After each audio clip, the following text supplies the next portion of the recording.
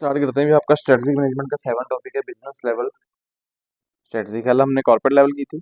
अभी business level होगा कि कंपनी के जो गोल हैं उनको कैसे अचीव करना है, उनके लिए बेसिक फ्रेमवर्क क्या बनाने हैं, हम अपनी कंपनी में क्या क्या काम कर सकते हैं, मीन्स अपनी प्राइस को कैसे कम कर सकते हैं, प्राइस के जो टारगेट रखे हैं उनको कैसे अचीव कर सकते हैं, लेबर को सेटिस्फाइड कैसे करना है, कंपनी में हमारी स्ट्रेंथ क्या है, वीकनेस क्या है, प्लस हमें किन किन चीज़ों से डर लग रहा है, कौन कौन चीज़ें हमारी बेनिफिट वाली हो सकती हैं। ये सारा कुछ बिजनेस में ही हम लोग चेक कर लेते हैं। ये बिजनेस स्ट्रेटजी में सबसे पहले बता रहे हैं कि कंपनी ऐसे business strategy create a framework for the enable firm to achieve their organisation goal. अगर कंपनी में कंप्रीहेंसिव बिजनेस स्ट्रेटजी बनाई होगी, मीन्स अलग अलग काम के लिए अलग अलग स्ट्रेटजी होंगी, हर एक बंदे की रिस्पॉन्सिबिलिटी अपना सेटअप की होंगी, तो कंपनी अपना टारगेट इजीली बेस पे अचीव कर सकती है। इसमें कंपनी को अपनी अपॉर्चुनिटीज को डिवॉल्व आइडेंटिफाई करना होता है, उन आइडेंटिफिकेशन करने के बाद अपनी मार्केट को मेंटेन करना होता है ताकि अपने टारगेट जो है अचीव किए जा सके। किसी भी कंपनी में बिजनेस स्ट्रेटजी कोई जरूरी नहीं है कि अपने रूल्स एंड रेगुलेशन करने कंप्लीट हो जाएगा, कस्टमर को सेटिस्फेक्शन कर लें, मार्केट में अपनी गुडविल बना लें। अगर आप नई नई मार्केट में अपने शेयर बनाते चले जाएं, नई मार्केट में नए अपने प्रोडक्ट उतारते चले जाएं, तो भी कंपनी अपने टारगेट जो है उनको अचीव कर सकती है। इस बेस पे पोर्टर कोई पर्सन है, उसने 5 फोर्सेस मॉडल दिखाया हुआ है। इंडस्ट्री कहता भी हमेशा राइवरली होनी चाहिए, तब भी अपने बिजनेस ऑब्जेक्टिव जो है अचीव कर सकती है। ये पहला उसका मॉडल है। अगर इंडस्ट्री राइवरली होगी मतलब कंपटीशन वाली होगी तो उसका बेनिफिट होने वाला है। अगर कंपनी बोले कि मैं तो बस मेरा बिजनेस प्रॉपर है ही नहीं, राइवरली है नहीं, कोई साथ में काम करने वाला है नहीं, तो कभी भी नहीं हो सकता। इसमें कंपनी को तो सबसे पहले तो ये देखना होगा कि threats of the new entrance. अगर मार्केट में आप काम कर रहे हो तो कंपनियों को हमेशा इस चीज़ का थ्रेट रहता ही रहता है कि न्यू एंट्रेंस जो आएंगे वो किस तरीके से आएंगे। अगर उन्होंने आपसे कम कीमत में प्रोडक्ट उतार दिया तो आपकी कंपनी के जो टारगेट है वो अचीव नहीं हो पाएंगे। हर एक कंपनी की बिजनेस स्ट्रेटजी होती है कि नई जो कंपनी आने वाली है उनके प्रोडक्ट को पहले से ही समझ लिया जाए, ताकि वो कुछ नया लेके आए तो हम भी अपने प्रोडक्ट में वो चीज़ें पहले लेके आ जाएं। उसके बाद थ्रेट ऑफ सब्स्टिट्यूट। जो प्रोडक्ट आप लेके आए हो उसका अगर सब्स्टिट्यूट मार्केट में आ गया, अगर वो सब्सिडी लोगों को पसंद आ गया, तो भी आपको प्रॉब्लम्स आएंगी, आपका बिजनेस डाउन हो सकता है। इसमें भी कंपनी बिजनेस स्ट्रेटजी आगे बनाती है कि अगर कोई कंपनी सब्सिट्यूट लेके आएगी तो हम भी उससे ऐसा प्रोडक्ट पहले ही रेडी कर लें, या फिर हम अपनी सर्विसेज में कुछ ज़्यादा लोगों को देना स्टार्ट कर दें जिससे लोगों का बेनिफिट हो सके। फिर आता है bargaining power of the suppliers. Suppliers होते हैं जिनसे आप लोग सामान खरीदते हो। अगर कंपनी किसी एक सप्लायर के ऊपर डिपेंड हो जाए तो वहाँ पे बार्गेनिंग बहुत बढ़ जाती है, क्योंकि बंदा बोलेगा कि मैंने तो इतने में ही सामान बेचना है। अगर आपके पास मार्केट में नंबर ऑफ सप्लायर्स हैं, आप अलग अलग पर्सन से सामान मंगा सकते हो, तो वहाँ पे कंपनी को बिजनेस स्ट्रेटजी काम करती है कि आपके पास कोई एक सप्लायर होगा तो आप हमेशा उसके ऊपर डिपेंड रहेंगे। मे भी आपकी कंपनी में स्लो डाउन भी आ सकता है, रॉ मटेरियल की शॉर्टेज भी आ सकती है, तो सप्लायर्स आपके पास ज़्यादा होनी चाहिए ताकि बार्गेनिंग आप खुद करें उनसे, वो आपसे बार्गेनिंग ना करें। आप उनसे कम कीमत में सामान लेने के बारे में सोचें, वो आपसे कम कीमत ज़्यादा कीमत लेने के बारे में ना सोचें। Bargaining power of the buyers. ये भी किसी कंपनी के लिए हमेशा बिजनेस स्ट्रेटजी में काम करता है कि अगर हम लोग किसी प्रोडक्ट को मार्केट में उतारेंगे, ज़रूरी नहीं है कि लोग जितनी कीमत हमने बता दी उतनी नहीं होगी। आजकल तो वैसे ही है, कोई भी प्रोडक्ट हो बार्गेनिंग जब तक कब करो ही ना तो मज़ा ही नहीं आता। मुझे ऐसा लगता है कि यार इतने महंगा सामान ले लिया, बाद में पता लगता है कोई और सस्ता ले आया तो प्रॉब्लम आती है। तो कंपनियों को भी पता है कि हमारी इकोनॉमी में कस्टमर एक प्रकार का नहीं है। लॉयल कस्टमर, फिर साइकोलॉजिकल कस्टमर, या फिर हम बोल सकते हैं कि बार्गेनिंग कस्टमर। से बहुत सारे कस्टमर्स होंगे दिमाग के हिसाब से चलने वाले, कुछ लोग बार्गेनिंग करने वाले, कुछ लोग फिक्स कस्टमर। तो वैसा ही प्रोडक्ट उतारना है। जो फिक्स कस्टमर उनको तो जो कीमत बता दोगे एमआरपी पे भी ले जाएंगे, लेकिन जो बार्गेनिंग करने वाले हमें पता होना चाहिए भी कम से कम मिनिमम प्रॉफिट तो हमें इतना कमाना है, तब कंपनी अपना टारगेट अचीव कर सकती है। तो ये भी बिजनेस स्ट्रेटजी का एक पार्ट है कि हमें इन लोगों को भी अपने साथ रख के चलना ही पड़ता है। अलग अलग कंट्री, अब सॉरी, अलग अलग कंपनी अपने अपने हिसाब से एग्जाम्पल्स मार्केट में लेके बैठी हुई है। पोर्टर जनरल की कम्पिटेटिव स्ट्रेटजी। जो पोर्टर पर्सन है उसने कहता हुआ दिखाया हुआ है कि हम अपनी स्ट्रेटजी को किस तरीके से मार्केट में अप्लाई करते हैं, मीन्स हम कंपटीशन में रह सकते हैं। सबसे पहले तो कहता है अभी आप अगर मार्केट में जानते हो तो कोस्ट लीडरशिप में आ जाओ। कोस्ट लीडरशिप का मतलब ये आपकी कोस्ट ऐसी नहीं होनी चाहिए कि सब लोगों से ज़्यादा है, आप लीड करने वाले होने चाहिए। मे बी अगर बहुत सारी कंपनी अलग से देखें तो आप कुछ अलग से कोस्ट लेके आ जाएं, या फिर आप बंडल में सामान बेचना स्टार्ट करते हैं। नहीं तो अगर आपको लगता है कि आपकी कोस्ट बहुत ज़्यादा है, आप उसको कम कीजिए अपनी सर्विसेज को डाउन करके। मतलब अपनी सर्विसेज ये भी नहीं कस्टमर की क्वालिटी डाउन करते होगे, आपकी कंपनी में अपने जो खर्चे चल रहे हैं उनको खत्म करो, कोस्ट लीडरशिप आप लेके आओ। या फिर अगर आप प्रोडक्ट में एक्स्ट्रा कीमत ले भी रहे हो तो आपका प्रोडक्ट यूनिक होना चाहिए, जो कस्टमर के बेनिफिट में उसमें स्पेशल नजर आने चाहिए। दूसरा, कोस्ट के ऊपर फोकस करना जरूरी है। कोस्ट के ऊपर फोकस करने का मतलब हुआ कि आप जो कोस्ट लगा रहे हो क्या उसको कम किया जा सकता है। ऑलवेज कंपनी तभी प्रॉफिट कमाती है अगर अपनी कोस्ट को कम कर लेंगे। अगर आपने खर्चे पहले ही अपने बढ़ाए हुए हैं, उनको रिवर्स करना मुश्किल हो सकता है। अगर उनमें एडजस्टमेंट हो जाए तो कंपनी अपने टारगेट इजीली इस पे अचीव कर लेगी, उनका बिजनेस कभी भी डाउनफॉल में नहीं आता। थर्ड, हमेशा कहता कॉस्ट लीडरशिप करनी चाहते हो तो डिफरेंटेशन में होना चाहिए। डिफरेंटेशन मीन्स आपका प्रोडक्ट किसी और पर्सन से अलग होना चाहिए।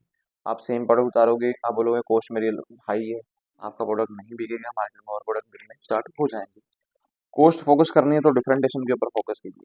अगर आप वो बोलते हो कि कॉस्ट हमें कम करनी है तो अपने प्रोडक्ट को डिफरेंट बेस पे लेके जाइए। जितना डिफरेंटेशन फोकस करोगे, नई नई सर्विसेज अपने प्रोडक्ट में लेके आओगे तो हमें भी बेनिफिट ज़्यादा हो सकता है। मान लो मैं कहता हूँ कि कॉस्ट मेरा प्रोडक्ट 20 का बिक रहा है, तो मैं 20 से कम कॉस्ट नहीं करना चाहता हूँ, तो मैं डिफरेंटेशन क्या है वो उसमें कैटेगरी लेके आ जाऊँगा प्रोडक्ट में। अलग अलग कैटेगरी अलग अलग हिसाब से लोगों को मिल जाए तो उसका बेनिफिट ज़्यादा हो सकता है। जैसे एग्जांपल हम लेते हैं कोका कोला। कोका कोला में बहुत सारी कंपनी जैसे कोका बना ही दी थी, उन्होंने डाइट कोक बना दिया कि नॉर्मल कोक तो 20 रुपए का है, अगर डाइट के कौन वाले ले लो 40 का। डिफरेंटेशन आ गया ना, हमने कॉस्ट के ऊपर फोकस भी कर लिया, नई चीज़ भी लेके आ गई। अब जो डाइट वाले पर्सन हैं जैसे शुगर फ्री वाले पर्सन आते हैं उनको वो चीज़ें अच्छी लगती हैं, तो वो खरीद के यूज़ भी होती है, मार्केट में बिकता भी है। तो इस तरीके से मार्केट में कहता लीडरशिप में आप लोग आ सकते हैं। इसके अलावा एक वॉलमार्ट पर्सन है, उसने भी कॉस्ट लीडरशिप की एग्जांपल ही दी हुई है। तो कॉस्ट लीडरशिप ओनली पॉसिबल है डिफरेंटेशन से। एग्जांपल आप ले सकते हैं कि एक्सीलेंट क्वालिटी लेके आ जाओ मार्केट में। आप जो प्रोडक्ट लेके आ रहे थे उसकी क्वालिटी लाइफ बढ़ा दो, आप उसमें आईएसआई स्टैंडर्ड मार्क आ जाए, या फिर आपको किसी ना किसी कंपनी ने उसमें मार्क दिया हो आईएसआई मार्क हो जाए, तो भी बेनिफिट आपके हो सकते हैं।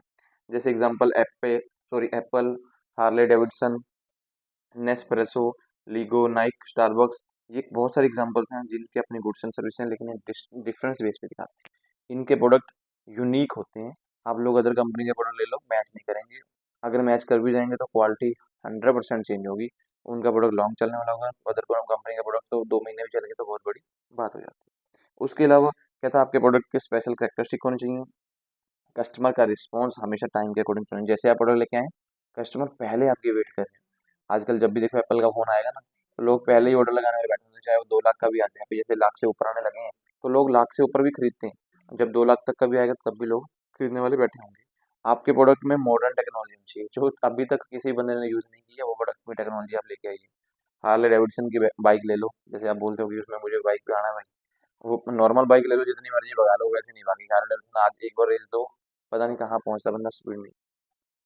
डीलरशिप सिस्टम होना चाहिए, ये ऐसा भी नहीं है कि एकदम धड़ल्ले से मार्केट में उतर जाए, इसमें डीलरशिप सिस्टम होना चाहिए। धीरे धीरे मार्केट में प्रोडक्ट आते हैं लेकिन कस्टमर खरीदने वाले ज़्यादा आपको मिलेंगे। तब कहता है आप वालमार्ट कॉस्ट लीडरशिप इस तरह से मार्केट में अपनी कॉस्ट लीडरशिप कर सकते हो, मीन्स कीमत भी ज़्यादा होगी और प्रोडक्ट भी आपका अच्छे तरीके से बिक सकता है। एग्जाम्पल इन्होंने एप्पल डिफरेंटेशन की वही दी हुई है, मैंने आपकी पहली बात कर लिया कि एप्पल जब भी मार्केट में आ रहे हैं पहले प्रोडक्ट ले रहे थे, अब उन्होंने डिफरेंटेशन स्टाइल कर दिया कि हम लोग अपने लैपटॉप भी लेके आ रहे हैं, नोटपैड भी लेके आ रहे हैं, नोटबुक भी लेके आ रहे हैं, मार्केट में आप लोग खरीदेंगे। नॉर्मल कंप्यूटर से उनके कंप्यूटर में बहुत फर्क है। एक तो कम साइज में ज़्यादा कीमत, उसमें सर्विसेज भी आपको ज़्यादा दे रहे हैं, और सॉफ्टवेयर उनके अपने डेवलप किए हुए हैं। जो चीज़ें आप फ़ोन में यूज़ करते थे एप्पल के, वो चीज़ें आपको उसमें भी मिल रही हैं, आप उसका बेनिफिट वहाँ से भी ले सकते हैं। उसके बाद है फोकस। जब भी कोई पर्सन का मार्केट में आएगा, बिजनेस लेवल की स्ट्रेटजी यही है। अगर आप लोग डिफरेंटेशन में जा रहे हो, मीन्स कंपनी अपने पोर्टल हो डिफरेंटेशन कर रही है, पोर्टल मॉडल को दिख रही है, वालमार्ट को दिख रही है, तो फोकस करना भी जरूरी है। फोकस का मतलब होता है कि जो काम आज आप कर रहे हो उसके ऊपर प्रॉपर ध्यान करना। जैसे एग्जांपल बोल सकते हैं कि कंसंट्रेटिंग ऑन द नीचे, कंसंट्रेशन ऑन द नीचे का मतलब होता है कि प्रॉपर डीप तक जाके चेक करना है बंदे को। उसके अलावा लोकल मार्केट में आपके कस्टमर का बेस क्या है, ये कुछ भी चेक करना, ये फोकस का मतलब होता है। क्योंकि अगर आज अपन कस्टमर का बेस को नहीं देखोगे तो फ्यूचर में प्रॉफिट नहीं कमा सकते। इसके लिए इन्होंने 2 प्रकार का फोकस बताया, चाहे कॉस्ट का फोकस कर लो। कॉस्ट का फोकस इन्होंने बताया कि उसके बाद आपके रोल्स रॉय तो कंपनी बताई इन्होंने। 2 types of cost, cost focus, दूसरा फोकस बताया नहीं, चलो मैं फिर भी बताता हूँ। फोकस कॉस्ट के अकॉर्डिंग भी हो सकता है या फिर बिजनेस के अकॉर्डिंग भी फोकस हो। कॉस्ट का फोकस होगा कि आप जो कीमत लगा रहे हो, क्या लोग मार्केट में जो लोग बैठे हैं वो उनके पास उतनी कंपटीशन इतने लोग एक्सेप्टेंस वाले हैं या नहीं है कि लोग इतनी कीमत में अपना प्रोडक्ट खरीद लेंगे। अगर आपको लगता है कि हाँ कस्टमर्स आपके पास मार्केट में हैं जो लॉयल हैं, जितनी मर्जी कीमत हो, फिर कोई दिक्कत नहीं है। अगर आपको लगता है कि कस्टमर बल्किंग है, एक लाइन छड़ के दूसरी लाइन में जाने वाले हैं, दूसरी तीसरी लाइन में, तो वहाँ पे आपको कॉस्ट हमेशा दूसरे प्रोडक्टों के साथ ही रखनी होगी और अपने प्रोडक्ट में यूनिक कुछ ना कुछ डिफरेंटेशन रखने होंगे ताकि लोग आपके प्रोडक्ट के साथ जुड़ सकें। इन्होंने एग्जांपल कोई रॉयल्स की कंपनी है उसकी एग्जांपल दी हुई है। इन्होंने कहा था आप मार्केट में रॉयल्स, ये मेरा प्रोडक्ट तो नहीं पता अभी कौन सा प्रोडक्ट मार्केट में लेके आते हैं, लेकिन ये कार की है। कार एग्जांपल है, इन्होंने कहा था अभी ये प्रोडक्ट क्या है मार्केट में डिफरेंट वैरायटी ऑफ कार्स, जैसे कि हम बोल सकते हैं लग्जरी या फिर इंजीनियरिंग एक्सपर्टाइज प्रोडक्ट लेके आते हैं। बहुत सारी कंपनीज कार बना रही हैं, लेकिन ये कंपनी जो कार बनाती है लग्जरी कार बनाती है, इनके डिजाइन अलग से होने वाले होंगे, लोग खुद इसके प्रोडक्ट को खरीदने आते हैं। तो ये फोकस करते हैं कॉस्ट के ऊपर भी, ऐसा नहीं है भी कीमत भी बहुत ज़्यादा लेते हैं, कीमत भी लोगों के जेन्युइन से लेते हैं, लोग उनको खरीद सकते हैं और मार्केट में इसके ऊपर काम कर रहे हैं। स्टक इन द मिडल, ये दूसरी स्ट्रेटजी है जो हमने फोकस की बात की। हमेशा मार्केट के बीच में आप होने चाहिए। ये नहीं कि आप मार्केट से बाहर आए, कुछ भी ऑफिस में बैठ के रूल्स एंड रेगुलेशन बना रहे हैं, प्रोडक्ट आपको बिक जाएगा। नो, आपका मार्केट में कोई ना कोई पर्सन जिससे आपको इन्फॉर्मेशन मिलती रहनी चाहिए भी कस्टमर आज के टाइम में क्या टेस्ट कर रहे हैं, डिमांड क्या है, वो चीज़ें आप जाएंगे तो हमेशा बिजनेस के टारगेट जो है वो कंप्लीट हो जाएंगे। फिर हमारे पास आ रहे हैं business tactics. Business tactics means company की स्ट्रेटजी जो टारगेट अचीव करने के लिए यूज़ की जाती है, उसको बिजनेस टैक्टिक्स बोलेंगे। इसके टैक्टिक्स क्या आते हैं, मीन्स हमें बेनिफिट मिल जाएगा कि हम लोग कंपनी के जो टारगेट है उनको टाइम पे अचीव कर सकते हैं, प्रॉफिट को बढ़ा सकते हैं, कस्टमर को रिटेन कर सकते हैं, नई मार्केट को अचीव कर सकते हैं। ये तब भी पॉसिबल है अगर बिजनेस ने पहले से ही अपने टैक्टिक्स बनाए होंगे, मीन्स टारगेट बनाए होंगे। When creating and carrying out of the company plans, two types of tactics are use. Company जब भी अपने प्लान बनाने की सोचती है, दो प्रकार के तरीके देखे जाएंगे, एक टाइमिंग, एक लोकेशन। टाइमिंग मीन्स व्हेन, कब हमने अपना प्रोडक्ट लेके आना है। आप ऐसा नहीं है जब मर्जी आज एक प्रोडक्ट डाले कल को दूसरा उतार देंगे, ये नहीं चाहिए। टाइमिंग होगी, कस्टमर प्रेफरेंस पे जाएंगे तभी है। जैसे एप्पल की एग्जांपल ले सकते हैं, ये ऐसा नहीं है कि साल में 10-10 फोन ला रहे हैं, एक आधा फोन ही लेके आते हैं, हो सकता है कई बार 2 साल में एक फोन। तो टाइमिंग देखते हैं भी, अब भी कस्टमर्स हमारा एक प्रोडक्ट बहुत अच्छी तरीके से खरीद चुके हैं, अब हम नया भी लेंगे तो उसको खरीदेंगे, वो टाइमिंग समझते हैं। फिर देखते हैं लोकेशन, पहले हमें प्रोडक्ट जो लेके आना है वो किस एरिया में लेके आना है। ऐसा नहीं है कि पूरी की पूरी मार्केट में आपको प्रोडक्ट आ जाएगा। हमें आज के टाइम में बहुत सारी चीज़ें ऐसी हैं, एप्पल फ़ोन ले लो एग्जांपल के तौर पे, तो मे भी मिलने लग जाता है। कार के एग्जांपल्स ले लो, आपने आज कार लेनी है तो आपको पहले बुकिंग करवानी पड़ती है, कम से कम 14 दिन पहले या फिर 15 दिन पहले बुकिंग, या फिर 1 महीना पहले। तो ये भी कंडीशंस मार्केट में होती हैं। लोकेशन होनी चाहिए, आपका प्रोडक्ट कितनी जल्दी मार्केट में पहुंच सकता है। और डायरेक्ट ऐसा नहीं कि सारी इकोनॉमी में प्रोडक्ट उतार दो और पता लगे कुछ इकोनॉमी में बिक रहा है कुछ में नहीं बिक रहा, फिर इधर शफल करो, आपकी कॉस्ट बढ़ सकती है। तो लोकेशन भी हमेशा मैटर करती है। लोकेशन टैक्टिक्स में ये चीज़ें भी देखी जाएंगी। अगर आप लोकेशन देख रहे हो तो सबसे पहले मार्केट लीडर्स, मार्केट में ऐसे कौन से पर्सन्स हैं जो आपके प्रोडक्ट को बिकवा सकते हैं। आप ऐसे बोलोगे किसी के घर में भी प्रोडक्ट थोड़ी पहुंचा दोगे, आपके पास वो डिस्ट्रीब्यूटर होने चाहिए जिसकी मार्केट में रिकॉग्नाइजेशन है, मीन्स जिसको लोग जानते हैं, उसकी होंद होनी जरूरी नहीं चाहिए। मार्केट का चैलेंज, मार्केट का चैलेंज मीन्स आपको ये भी बताना चाहिए जिस डिसाइड लीडर को आप डिसाइड करने जा रहे हो, क्या मार्केट में उसके ऑपोजिट वाले पर्सन तो नहीं कोई बैठे हुए। वो लोग ऐसे भी होते हैं सेम बिजनेस वाले बैठे होते हैं, लेकिन नाम उनका भी चल रहा था उनका भी चल रहा था, हम किसी एक को देंगे तो दूसरे को भी इफेक्ट पड़ सकता है। तो ये माइंड में देखना भी जरूरी होगा भाई, कस्टमर की प्रेफरेंस किसके पास ज़्यादा है। उसके बाद मार्केट नीचर्स, मार्केट नीचर मीन्स जो मार्केट में एक ही टाइम पे उन लोगों को भी कवर कर सकता है जो उनकी होंद से दूर भी हो। जैसे एग्जाम्पल, कुछ डिस्ट्रीब्यूटर ऐसे भी होते हैं भी अपने एरिया से बाहर नहीं जाना, कुछ लोग ऐसे होते हैं भी अपनी सर्विसेज वहां तक भी पहुंचाएंगे जहाँ तक कोई सर्विसेज देने वाला मसला नहीं था, हम उन लोगों को फाइंड करेंगे तो हमें ज़्यादा बेनिफिट हो सकता है। इसमें आप Wipro eco energy, Wipro company की एग्जांपल ले सकते हो, जो हमारी इकोनॉमी में नो कॉस्ट एनर्जी सोल्यूशन का काम कर रहे हैं। हमारी इकोनॉमी में आप देख लो कि आपको जो बल्ब वगैरह मिल जाएंगे, ट्यूबलाइट्स मिल जाएंगी, वो एलईडी फॉर्म में लेके आ रहे हैं, उसकी वोल्टेज भी बहुत कम होती है, 2 वोल्टेज, 3 वोल्टेज, 0 वोल्टेज। हम जैसे हम 0 वोल्टेज का पहले बोलते थे बल्ब ले लो, उसमें भी 10 वोल्टेज होती थी, लेकिन आज किसी को बोल के लो 0 वोल्टेज, उसके वोल्टेज 1 या 2 होती है। तो आपकी कोस्ट होती है, चाहे सारा दिन चलता रहेगा, आपका बिल नहीं आने वाला उससे। तो ये काम भी मार्केट में चल जाता है। Further tactics in business, business में ये भी ज़्यादा टैक्टिस होने जरूरी है, रिसर्च एंड डेवलपमेंट। लगातार आप R&D डिपार्टमेंट में काम करते चलिए। जब आपकी कंपनी मैन्युफैक्चरिंग सेक्टर में है तो रिसर्च एंड डेवलपमेंट होना जरूरी है कि आप मैन्युफैक्चरिंग में कुछ चेंजेस कर सकते हैं जिसका बेनिफिट लोगों को हो सके। और हमेशा वो डिफरेंस आपके बिजनेस के सक्सेसफुल लाइफ के लिए होना चाहिए, ये नहीं कि फेलियर के लिए। आप लोगों को पता लगे कि ऐसा कोई रिसर्च करके आ जाए जिससे आपको फेलियर पक्का ही होने वाला है, वो चीज़ें कभी भी नहीं होनी चाहिए। आईटीसी सेक्टर भी आप कंपनी में लेके आइए, जैसे एग्जाम्पल हो सकता है आईटी सेक्टर, इन्फॉर्मेशन टेक्नोलॉजी आपके पास होनी चाहिए। जो कुछ मार्केट में नई टेक्नोलॉजीज आ रही हैं, जैसे कि हम बोलेंगे अगर कंप्यूटर सिस्टम आए तो कंप्यूटर से लोगों की इन्फॉर्मेशन लो, जो लोग जिस तरीके से पसंद करें किसी चीज़ को, वो चीज़ें आप अपनी कंपनी में ऐड करना स्टार्ट कर दीजिए। डाइवर्सिफिकेशन, डाइवर्सिफिकेशन मीन्स नया कुछ लेके आना, नई दिशा में सोचना स्टार्ट करेंगे। रिस्क मैनेजमेंट, आपकी कंपनी में जो रिस्क आने वाले हैं, market risk, customer risk, finance risk, इन चीज़ों को पहले से ही मान के चलिए। आपके पास इस चीज़ का बेस होना चाहिए ताकि बाई द वे आपका प्रोडक्ट फेल भी हो जाए तो आपका बिजनेस स्टॉप ना हो, आपके पास उतने फंड पहले से ही अवेलेबल होने चाहिए। ब्रांड मैनेजमेंट, आपकी कंपनी का जो ब्रांड होगा उसकी मैनेजमेंट भी होनी चाहिए। आप अपना प्रोडक्ट लेके आएंगे तो किस बंदे से उतरवाएंगे, कोई कंपनी प्रोडक्ट लेके आ जाए, बोले हम लोगों को लेके चले जाएंगे तो मे भी ब्रांड नहीं चलने वाला। वो उन लोगों को पकड़िए जिसका मार्केट में नेम चल रहा है। जैसे एग्जाम्पल कोई आजकल प्रोडक्ट कोई लेके आ जाए, अमिताभ बच्चन उसकी प्रमोशन कर दे। अमिताभ बच्चन को सब लोग जानते हैं, बच्चे से बच्चा भी जानता होगा, चाहे उनकी उम्र का भी नहीं, मतलब जैसे बच्चे पैदा हुए हैं, वो जब वो पैदा हुए तब नहीं था, सॉरी तब से था, लेकिन उनको नॉलेज नहीं है, लेकिन उनसे पहले से का भी है, लेकिन फिर भी लोग उसकी बातों को समझते हैं। आप वैसे कस्टमर को, मतलब ऐसे एक्टर को ले आएंगे तो आपका बेनिफिट उसमें ज़्यादा होना चाहिए। ब्रांड के प्रति हम ऐसे भी कीमत नहीं खत्म खर्च कर सकते कि लोगों के होम के बाहर हो जाए, कॉस्ट भी उतनी लगे जिसका बेनिफिट हमें हो सकता है। जैसे एग्जांपल हम बोल सकते हैं नेटफ्लिक्स ब्रांड मैनेजमेंट। नेटफ्लिक्स के बारे में आपने सुना ही होगा, एक ओटीटी सॉफ्टवेयर मार्केट में चल रहा है जो कस्टमर्स को बहुत ही इंगेज करके चला आज के टाइम में। ये मार्केट में जब आए थे तो इनके ओटीटी कैंप था, तो ये आपको इसकी रजिस्ट्रेशन करनी पड़ रही थी। अभी इन्होंने अपना बिजनेस कैसे ब्रांड बेस पर बढ़ा दिया, सभी प्रकार के जितने भी न्यू मूवीज आ रही हैं उसमें ऐड हो जाती हैं, रजिस्टर्ड है, आपको कम पैसे में इसकी रजिस्ट्रेशन करवानी होती है। आजकल तो अलग अलग कंपनियों के साथ इसका बिजनेस चल गया। किसी कंपनी का प्रोडक्ट ले रहे हो, उसमें आपको फ्री में मिल रही है इसकी सब्सक्रिप्शन, इसको आप फ्री में भी ले सकते हो, लेकिन वो कंपनी में वैसे देने पड़ते हैं, वो कंपनी आपस में एडजस्टमेंट कर लेती है। मतलब कि ये कुछ डिफरेंटेशन किया इन्होंने, लोगों के ऊपर फोकस किया, लोग इन लोगों को देखा उन्होंने भी लोग टीवी देखना अब कम कर रहे हैं, मोबाइल पे सब कुछ चल रहा है, तो उन्होंने मोबाइल पे एप्लीकेशन बढ़ा दी। उस एप्लीकेशन को देखो, उसमें आप जो कोई मर्जी करते चले जा रहे हैं। Describe the industry life cycle. कोई भी इंडस्ट्री मार्केट में आती है उसको चार स्टेजेस में निकलना ही पड़ता है।